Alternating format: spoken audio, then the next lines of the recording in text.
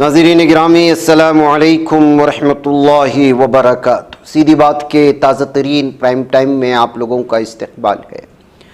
नाज़रीन गिरामी, मैं अंसार अज़ीज़ नदवी इस वक्त आप लोगों के सामने कुछ अहम तरीन ख़बरें, कुछ वायरल वीडियोज़ और कुछ तनकीदी तज़्ज़िये लेकर के हाजिर हुआ। तफ़सीलात में जाने से पहले आप लोगों से जो दरख्वास्त होती है उस पर तवज्जो करने की अपील करूँगा। नाज़रीन गिरामी, इस वक्त मगरबी बंगाल के ज़िला मुर्शिदाबाद से एक वीडियो आ रही है। यहाँ से लगातार इस वक्त मगरबी बंगाल में वक्फ़ तरमीमी बिल को लेकर के जो एहतिजाजात हैं वो पुरतशद्दुद होते जा रहे हैं। 110 से ज़्यादा अफराद को गिरफ़्तार कर लिया गया है और मुर्शिदाबाद में दफ़ा 144 का निफाज हो चुका है। इंटरनेट खिदमात बंद कर दी गई हैं।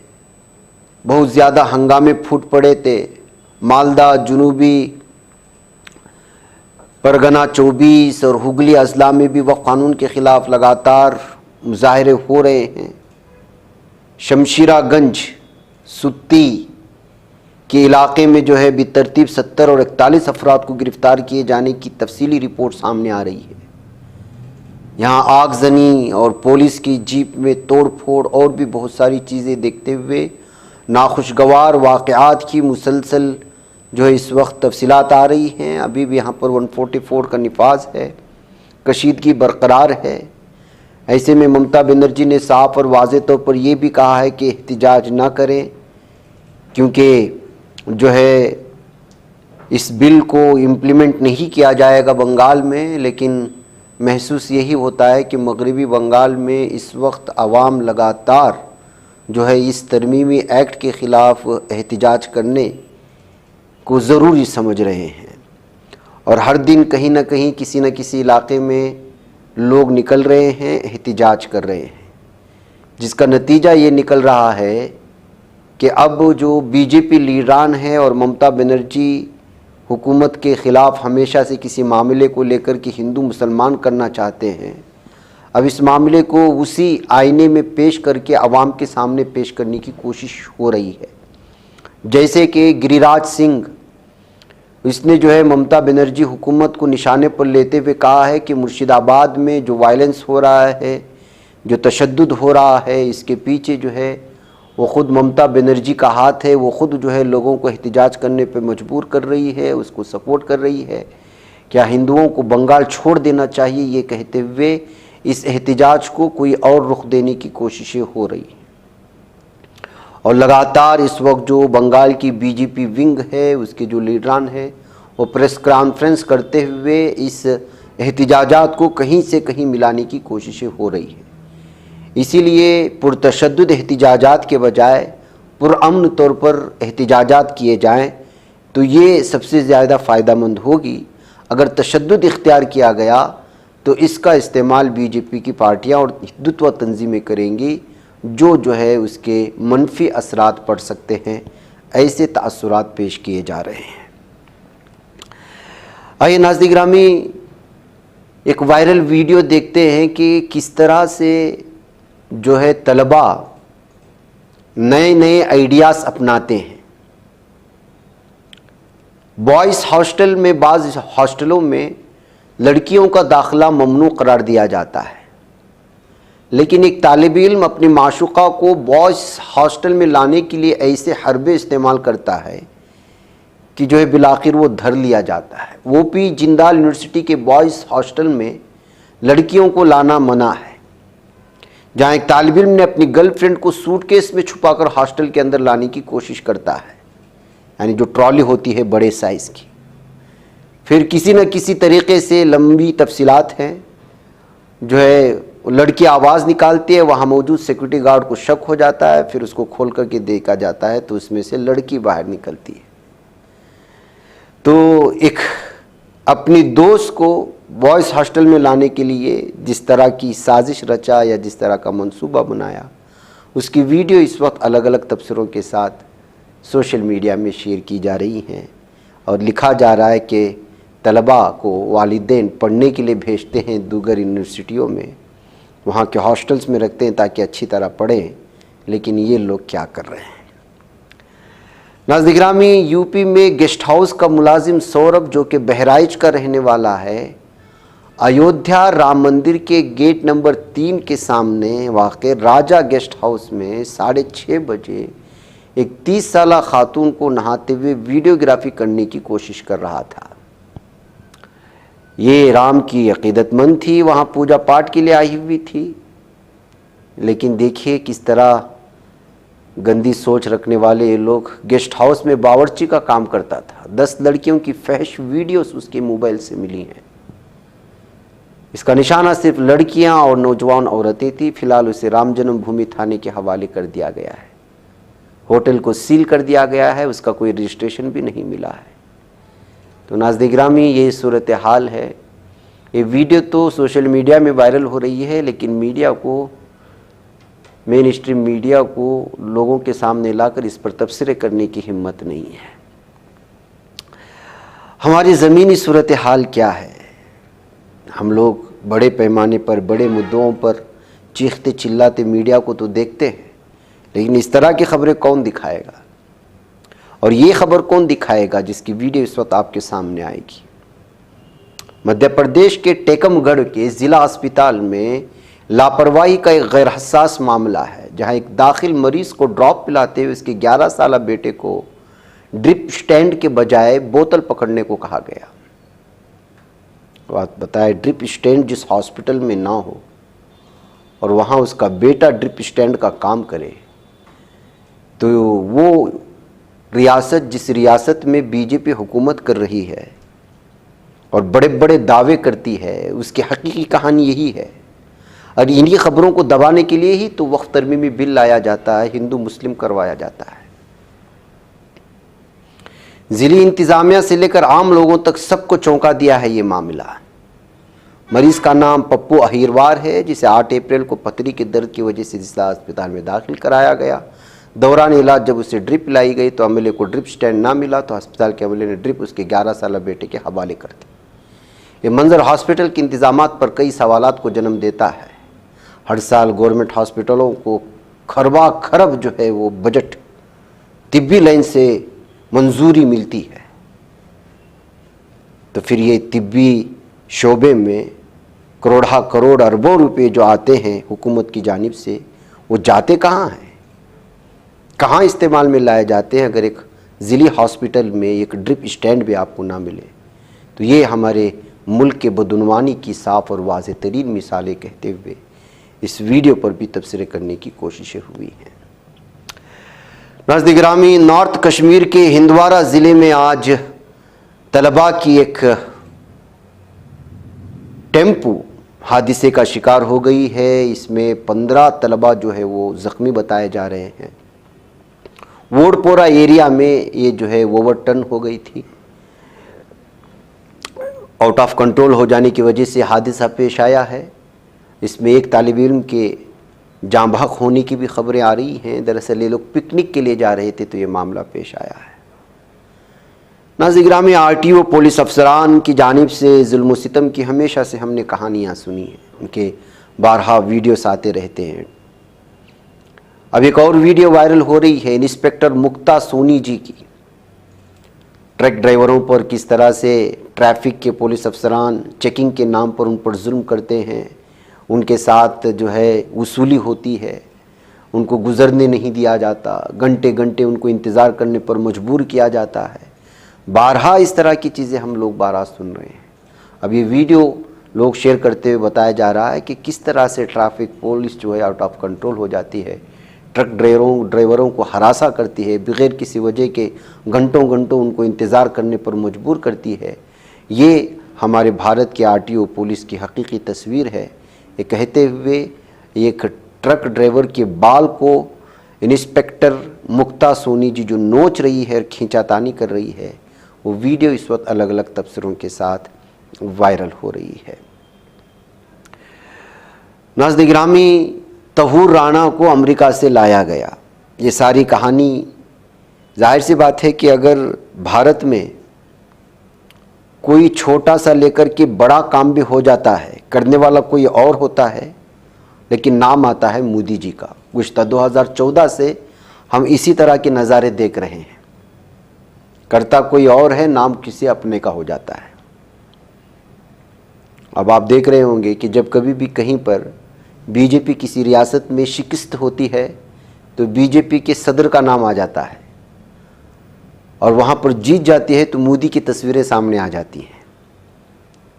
तो एक थ्योरी है, सियासत है किसी चेहरे को बनाए रखने की।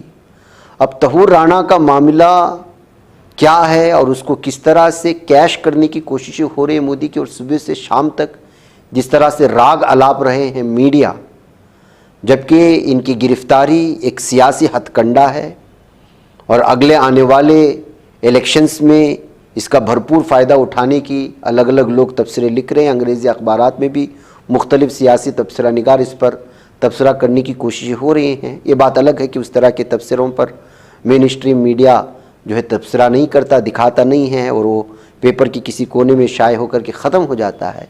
लेकिन हकीकी कहानी यही है, वफ़ तरमीमी बिल का हो या ताल्लुक़ हो, वो भी सियासत से फ़ायदा उठाने के लिए, और एक तीर से दो निशाने हैं, जैसे मैंने इससे पहले भी उसका तबसरा कर चुका है। तहूर राणा को इस वक्त यहाँ लाए जाने का भी इसका कोई और सियासी मकसद है, जिसको लोगों ने, बल्कि बहुत सारे अलग अलग लोगों ने, सियासी अपोजिशन लीडरान ने तो साफ और वाज़ेह तौर पर इस सिलसिले में बयान भी दे दिया है। जैसे शिवसेना के लीडर ने इस तरह साफ और वाज़ेह तौर पर कह दिया है कि किस तरह से जो है सियासी मकसद इसके पीछे छुपा हुआ है। राणा को बिहार और मगरबी बंगाल असम्बली इंतखाबात के लिए हिंदुस्तान लाया गया। उन्होंने कहा कि राणा को बिहार और मगरबी बंगाल की इंतखाबात से पहले पहले फांसी दे दी जाएगी और इस मामले को प्रीपोल मुहिम के लिए इस्तेमाल किया जाएगा। पोस्टर बॉय बनाया जाएगा, लेकिन बदनाम पोस्टर बॉय। इनका मज़ीद कहना था कि अगर राणा को हिंदुस्तान लाया गया है तो इंतज़ामिया और तफ्तीशी एजेंसियों की तारीफ़ करनी चाहिए, बीजेपी उसका क्रेडिट क्यों ले। राणा को हिंदुस्तान लाने का अमल कांग्रेस के दौर में शुरू हुआ, इसलिए हुक्मरान जमात को इसका क्रेडिट नहीं लेना चाहिए, उन्होंने साफ तौर पर कहा। और जाहिर सी बात है, इसी बात को लेकर के जो है कांग्रेस ने भी एक बयान जारी कर दिया और पूरी तहूर राणा की कहानी और क्या कुछ हुआ और किस दौर में क्या कुछ हुआ सारी तफसीलात सुनाई जा रही। लेकिन मीडिया ये आपको ज़्यादा दिखाएगा नहीं, इसलिए कि मीडिया को भी तहूर राणा को लाने का और उसके पीछे सियासी मकसद में कामयाब करवाने का पूरा शायद जो है उनको दे दिया गया है। बहरकैफ इसकी असल कहानी क्या है, कांग्रेस के इन तर्जुमान की ज़बानी सुन लें, आपको समझ में आ जाएगा। साथियों, पिछले कई हफ्तों से एक बिल्डअप किया जा रहा था कि साहब तहूर राणा का प्रत्यर्पण होना, और प्रत्यर्पण हुआ। पिछले 1.5 दशक से जिन एजेंसीज ने इस दिशा में बहुत मजबूती से कदम उठाए, यूपीए की सरकार के वक्त जो कदम उठाए गए, और उन्हीं एजेंसीज ने इस सरकार के तहत भी उन्हीं कदमों को और आगे बढ़ाया, उसके लिए बहुत बधाई के पात्र हैं। लेकिन इसके लिए जो एक श्रेय लेने की होड़ मोदी सरकार के में और मोदी सरकार के भक्तों में मची हुई है, वो आपको समझना चाहिए, क्योंकि ये लोग तो सूर्योदय के लिए भी श्रेय नरेंद्र मोदी को देते हैं, सूर्यास्त के लिए भी उन्हीं को श्रेय देते हैं, सूर्य ग्रहण को छोड़कर बाकी सब चीजों का श्रेय नरेंद्र मोदी को देते हैं, उनको छोड़िए। लेकिन क्रोनोलॉजी समझिए, क्रोनोलॉजी क्या है। अक्टूबर 2009 में डेविड हेडली और तहूर राणा डेनमार्क के कोपेनहेगन में आतंकी हमले की साजिश करते हुए पकड़े गए। जब वो पकड़े गए तो यह खुलासा हुआ कि मुंबई के 26/11 के हमलों में के भी यही जिम्मेदार हैं। तत्पश्चात यूपीए की सरकार में एनआईए ने इन दोनों पर यूएपीए लगाया और आईपीसी की अनेक धाराएं लगाई और सार्क का एंटी टेररिज्म कन्वेंशन के तहत इन्हें आरोपी घोषित किया 26/11 का। इसके बाद कानूनी प्रक्रिया चलनी शुरू हुई। अमेरिका में अलग कानूनी प्रक्रिया चल रही थी। अमेरिका ने 26/11 के मामले में इन्हें बरी कर दिया।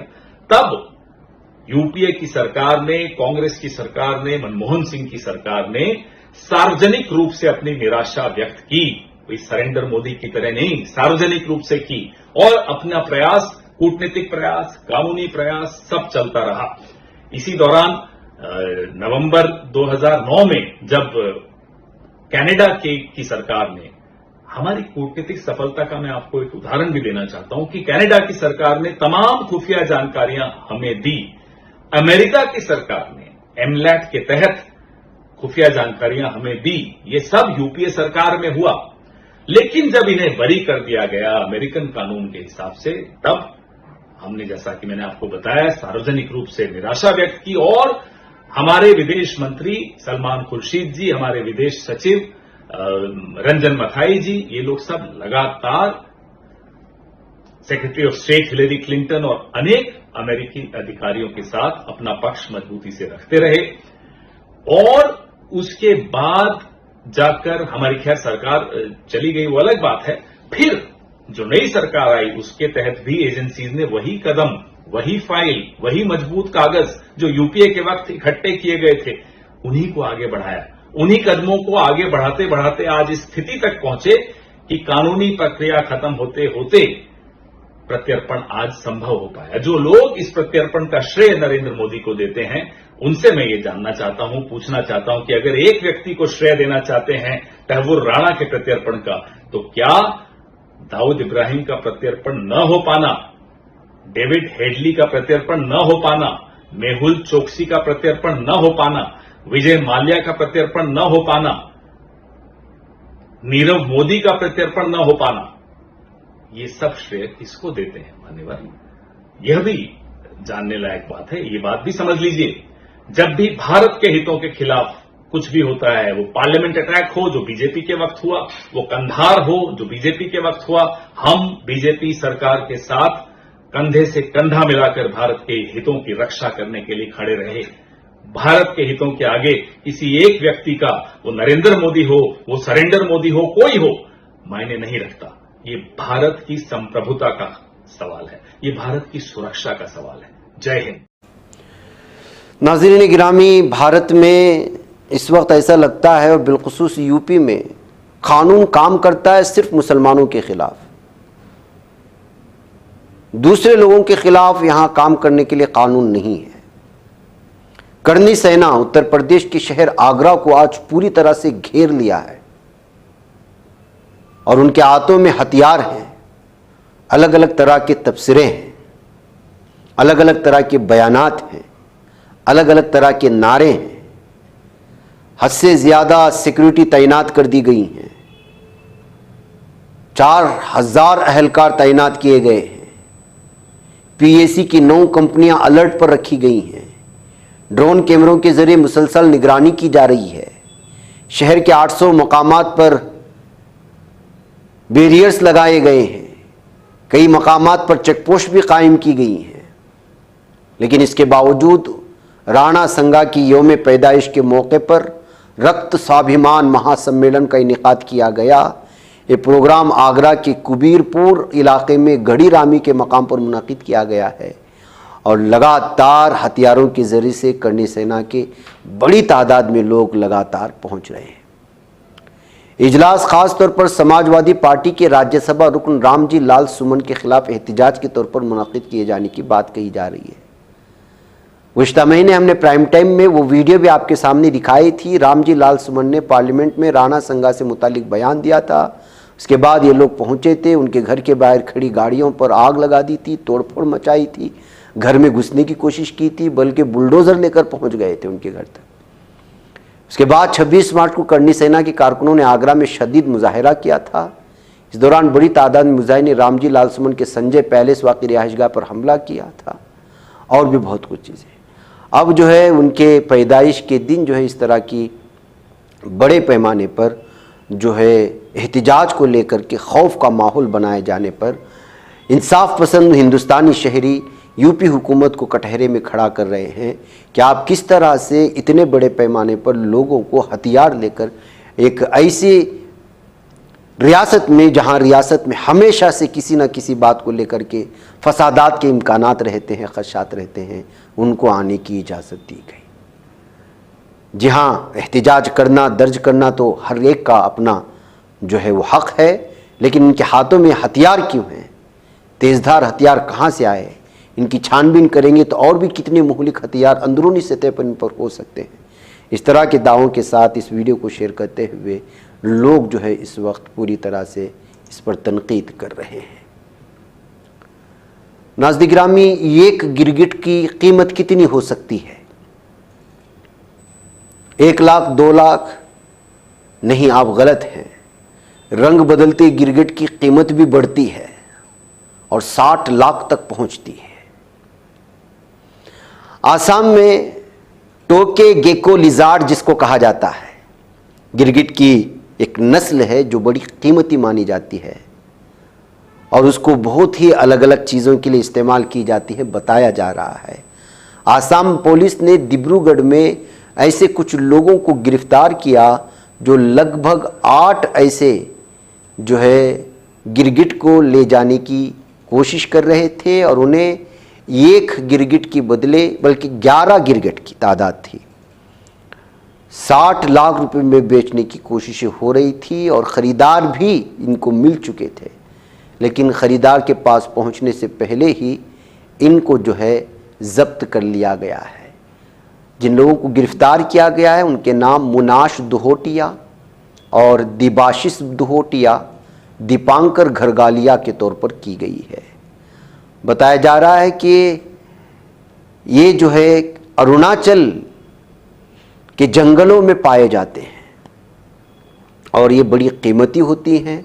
मुख्तलिफ़ किस्म की इसमें जो है इनके जहर को इस्तेमाल में लाया जाता है और भी अलग अलग तरह की तहकीक बताती है कि गिरगिट वैसे भी बहुत ज़्यादा जहरीला होता है। ऐसी सूरत हाल में इस गिरगिट को अगर 60 लाख रुपए देकर कि कोई ख़रीदने के लिए तैयार है तो जाहिर सी बात है कि उसके फ़वाइद भी उतने ही ज़्यादा होंगे। वो अच्छे काम के लिए भी हो सकते हैं या फिर जो है गलत काम के लिए भी। नाज़रीन गिरामी, मुरादाबाद कुंदरकी से बीजेपी एमएलए रामवीर सिंह के इंतखाब को एसपी उम्मीदवार रिजवान जो है चैलेंज कर रहे हैं और वो इस वक्त चैलेंज करते हुए हाई कोर्ट पहुँच चुके हैं। इलाहाबाद हाई कोर्ट ने मुरादाबाद की कुंदरकी सीट पर ज़िमनी इंतखाबात जीतने वाले बीजेपी एमएलए रामवीर सिंह समेत तमाम उम्मीदवारों को नोटिस जारी करते हुए उनसे जवाब तलब किया है। यह हुक्म जस्टिस सुमीत गोपाल की अदालत ने ज़िमनी इंतखाबात में समाजवादी पार्टी के उम्मीदवार मोहम्मद रिजवान की तरफ से दायर इंतखाबी अर्जी पर किया है। दरख्वास्त में इल्ज़ाम लगाया गया है कि बीजेपी उम्मीदवार रामवीर सिंह ने इलेक्शन जीतने के लिए ताकत का गलत इस्तेमाल किया। अदालत ने एमएलए रामवीर सिंह समेत तमाम उम्मीदवार को नोटिस जारी करते हुए 5 अगस्त तक सबूत के साथ जवाब दाखिल करने को कहा है। अदालत ने नोटिस जारी करने के लिए रजिस्ट्रार जनरल की मुंतखब करदा अखबार में नोटिस शायर करने का भी हुक्म दिया। इसके बावजूद अगर मुद्दा अलैह अगली तारीख पर अपना मौक़िफ़ पेश करने के लिए पेश न हुआ तो उसकी गैर मौजूदगी में भी केस की समाअत की जाएगी। ये अदालत ने इस वक्त साफ और वाज़ेह किया है। बहरकैफ नाज़रीन गिरामी, मुझे इजाज़त दें, इंशाल्लाह फिर आप लोगों से मुलाकात होगी। अस्सलामु अलैकुम रहमतुल्लाहि व बरकातुहू। बच पाता है कोई सहाफ़ी की निगाहों से, मिलाता है ये लोगों को मोहब्बत की पनाहों से। करम और दर्द मंदी का है एक संसार सीधी बात। अज़ीमत जुर्अतो हिम्मत का है इज़हार सीधी बात। अज़ीमत जुर्अतो हिम्मत का है इज़हार सीधी बात। ये चैनल हक निगर बनकर कुचल देता है फितनों को,